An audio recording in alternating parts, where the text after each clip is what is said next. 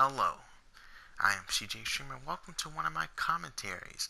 Not sure which number we're on right now, but we're on a number, and we're going to get started with some quality dream discussion. Very insane yet interesting dream. So long and ridiculous, I had to write it down because it was great. I typed it out actually on my laptop, and yeah. So let's just get right into this. So it was it's really easy to get caught up in a dream and think it's real despite of all the randomness and unrealisticness involved in one. This dream might have been the craziest dream I've ever had, honestly. Like, I had another video about the longest dream I've ever had. This tops that. I don't know if it tops that by a long shot, but it definitely surpasses it. It was a good 10 to 15 minutes of dreaming, alright? So I kind of give you a summary or a synopsis of everything that happened. Like, it was so random. It was fun, but like one part wasn't really fun. It made me wake up sweating, but luckily I got to go back to sleep and continue the dream anyway. So let's get started. So just expect complete randomness, by the way. The dream starts. I'm in my house, talking to my friend Jonathan, aka X Night. Go subscribe. Shameless plug. Cool guy. I'm talking to him about things we normally talk about: games, music videos, maybe just any YouTube video, maybe anime, etc. Stuff like that, stuff that we can relate to. And usually in my dreams, I can never see him, and I've never been able to talk to him. And I turned this time, and I was able to see him finally. And he's a sea turtle. He's a freaking sea turtle in a big jar of water, right?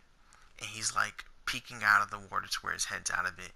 And he looks like the happiest sea turtle ever. Not really that big, about maybe twice the size of my hand. Not twice the size of my hand, exactly the size of my hand, I should say. Really small sea turtle, fairly sized. And just overall, it looks like a really cool sea turtle, dude. He's smiling and everything. Speaks clearly, sounds just like him. It's awesome. Anyway, yeah, I accepted it too. I didn't really overreact. I didn't get scared. I didn't, you know, say anything crazy. I was expecting him to be a sea turtle apparently in this dream. So he says to me, I want to be in your grandpa's giant fish tank. Now, one of my grandpas is a fish tank, but he wasn't talking about that one. He was talking about the other one who isn't in the best of health. So, yeah. I guess pray for grandpa if you're religious. I'm not, but if you are, that'd be cool. He is. He's religious, so if you did that, he'd probably really appreciate that. Anyways, just out of the blue, he said this though. Like, it was so freaking random. It had no relevance. He just randomly said it in mid conversation, in mid sentence. So this fish tank was like this ginormous fish tank. It looked like it was stolen from an aquarium, and that's where he wanted to be. And for some reason, I remembered it as if it was like real. And I did have a dream about a fish tank before, but whatever, irrelevant. Continuing, so I had to ask my mom. So I take up Jonathan in this jar and I bring him over to my mom. And my mom is like, she's just like, oh, hey, hi, son, normal mom. And then I say, hey, my sea turtle wants to be in my grandpa's fish tank. Is that okay? And as I'm asking her, he's talking like over me and talking to her, trying to talk. And she looks terrified, but she's one of those weird terrified animations that like you would see in like a cartoon that kind of scares you as a kid. So it was kind of off to me, and I feel like she was going to try to kill me or something, because like most of my dreams are always just fucked up, dude, always. So he says, yeah, you can take him to your grandpa's fishing. I'm like, oh, okay, it's pretty simple. I didn't argue, didn't say anything else, just went to where I had to go. So time skips to my grandpa's house. Tell me how that makes sense. I can't tell you. It just time skips directly to it. Go to my grandpa's house. I sit Jonathan on a kitchen counter. I go ask him. He says, yeah. I come back and I totally forget where Jonathan is. So I start crying uncontrollably as I look for him. And I'm sobbing, trying to find my friend. And then I finally find him on the counter when he calls out, yo, in like the most happiest voice ever. So I'm like, oh my god, that's great. Great, great, great. I instantly stop crying and I just focus on the task at hand. Pick him up out of the jar and I put him in the fish tank. And he hangs out with some clownfish who like can talk too, and they're spitting on him kind of like a Uganda Knuckles meme. That thing. Really weird, but we continue. So I completely move on from this event. Completely random, right? Move on from this event, go straight to the mall. I leave. Time skips to the mall, right? I run into one of my friends from high school. Her name is Leslie. Leslie is super cool. Alright, she's pretty awesome. I like her. She's pretty cool. Cool friend to have, for sure. And so I see her, happy to see her. She's happy to see me. We hug, whatever. But instead of like catching up or talking about anything, she says, "Don't you have school today?" And I like just completely shut down, turn around, head to the door, trying to leave. But the door is completely crowded, and I can't get through. And I have to wait in a line to get through. I didn't even buy anything, and there's just no way around it. You can't just go through. It's really stupid. So when I get in line, I get behind a former wrestler named AJ Lee. She's retired now. And I see her, and I'm like, "Oh snap, it's AJ Lee. Oh my god, I want an autograph." I get an autograph. She's like, cool. She's talking about geek stuff. I'm talking about geek stuff with her. And then I finally get to leave, and I head straight to school. So it's like huge distraction, but I still get to school anyway. Time skips to school.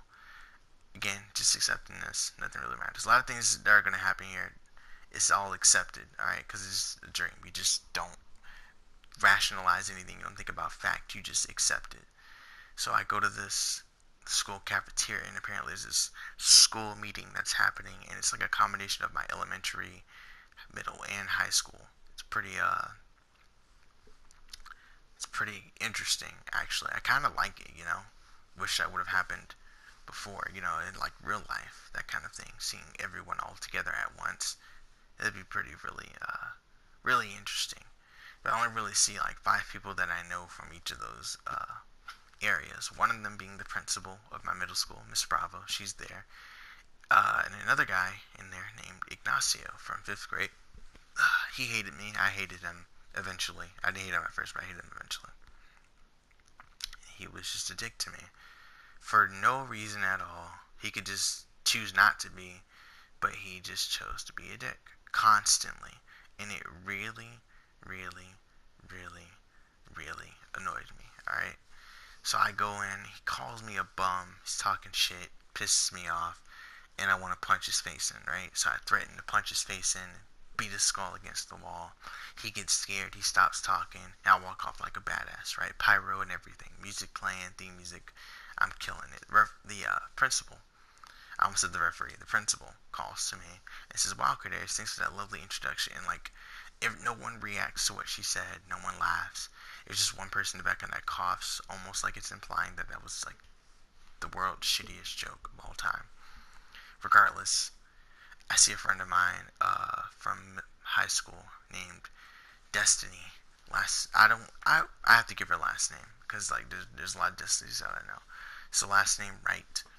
She's really intelligent. She graduated top of my class in high school, and she asked, "Why do you hate him so much? Like, what was the problem there?" And I was like, "I went on this nostalgia trip talking about how much he was a freaking asshole. He didn't speak up, and I just kept talking about him, how much I hate him, right?"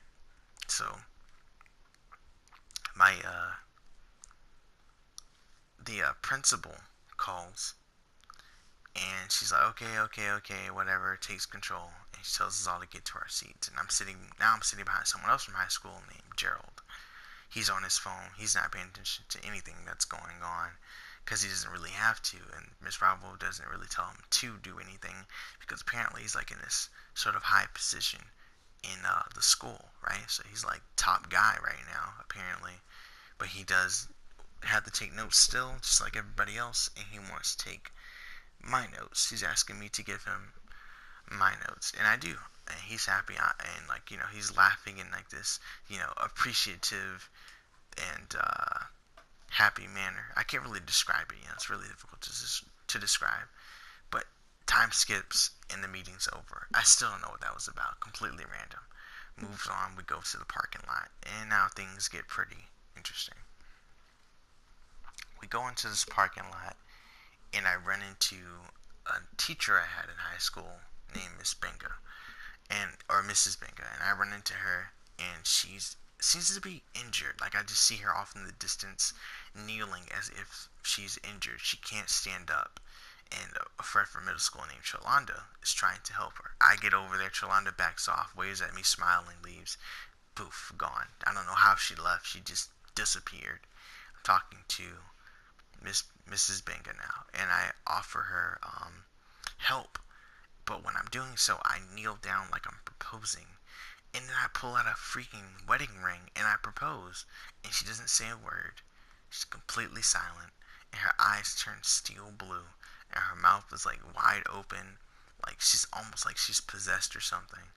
And then she moves closer and closer. Almost as she's gonna freaking kill me or bite my neck off or some crap. Bite my jugular out. Whatever is crazy. And then she says, I need you to do your work, love bug.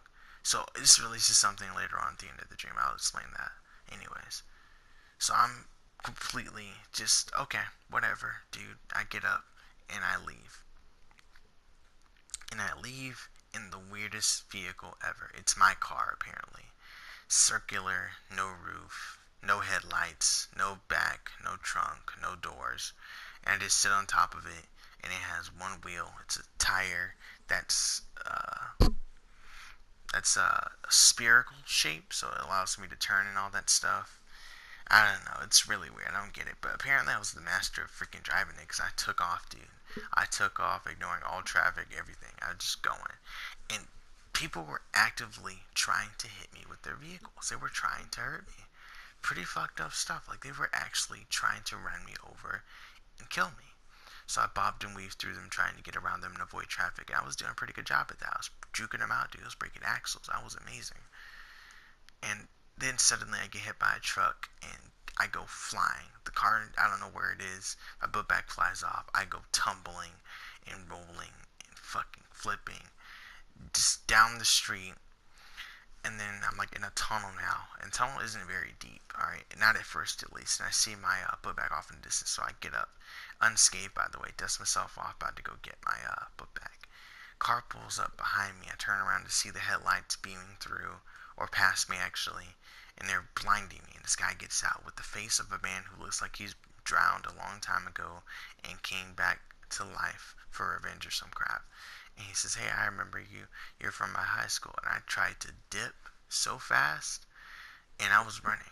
I was actually able to run in this dream, but I think he was like light speed or something, because he caught up with me, and he wasn't even moving his legs or arms or head or anything. He was just sliding towards me, and he grabbed me by my kidney and ripped it out. And I woke up sweating and panting, and I went to the bathroom, used the restroom, and then went back into bed and was able to continue the dream from there. When I continued it, time skipped again, and this time they were all dead. Got ran over by a semi-truck, of which now I was inside of, and I was the passenger too. And guess who's driving it? It is none other than Jonathan, but not as a sea turtle. It's him, regular Jonathan. So I get out, he gets out, we get on top of the semi-truck because he wanted to fight with some styrofoam swords. And I didn't get to see what happened. I just know that's what he wanted to do because it was his idea. Pretty crazy stuff, but I guess it was fun. We did it for like the rest of the day up until nighttime. We were on the highway, and there was like no traffic whatsoever apparently, because we didn't crash. Nothing bad happened to us. We didn't hit any traffic posts. We didn't go on any bridges. Everything was perfectly fine, which is rather convenient. We pull up, we pull over onto the side of the road on the highway, mind you, because we see another wrestler named Emma, and she is a very attractive lady and very good wrestler as well. She's finally found her way into the indie circuit, and I'm proud of her. That's cool. I'm glad she made it. I see her. I get out. Jonathan gets out. I see her, and I want to talk to her. And she's adjusting her tight. She has like a red wedgie, and like one cheek is out. And I was just staring away, and she saw me staring. She turned away, or turned around, and did like a spin move, like and did her pose, and then went back to like adjusting her tights. She fixed everything, and then she was just standing there looking off into space. And Jonathan grabbed me and pushed me forward and made me go talk to her. Like I was stiff as a statue, but he made me go talk to her. So I did. And I don't even say hi, my name is, or anything like that. I don't address myself. It's as if I just know her name, and then that's that. And I ask her, do you want to go on a date? And she just accepts it, and then that's the end of the dream. Pretty insane stuff, but I think this all correlates to me not, like, me thinking I didn't do an assignment for college today, and I was panicking thinking I was gonna fail or whatever, or I was gonna not fail, but like I was gonna get an F because I didn't do it, and like I get to school, turns out there's nothing wrong. So according to my psychology class and what I've learned, like, it's more common for young adults to be stressing over college and having like nightmares because of that. I wouldn't really call it a nightmare though. It was pretty just insane randomness that was actually pretty fun, and I liked it. If you made it this far, leave a like on the video, and I hope you enjoyed it. That was actually pretty fun. I tried to uh, do a commentary for this instead. Normally I do dream videos, but I changed it up because no one was really watching them, and I decided to just go back to having it as the commentary series, being a part of the commentary series. So, if you enjoyed it, leave a like, and I will see y'all in the next video. Goodbye.